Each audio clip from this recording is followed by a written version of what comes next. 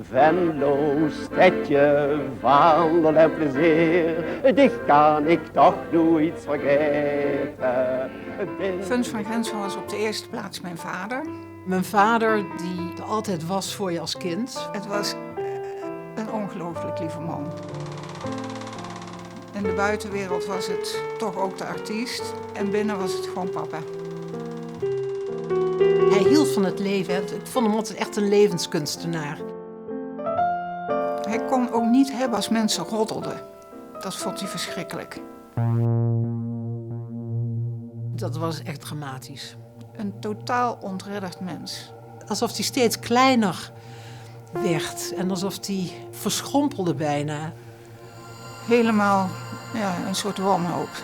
Ja, een kind verliezen en dan ook nog eens op zo'n manier. Venlo, mijn oud. Bloemke zoet puin kan weer bloeien.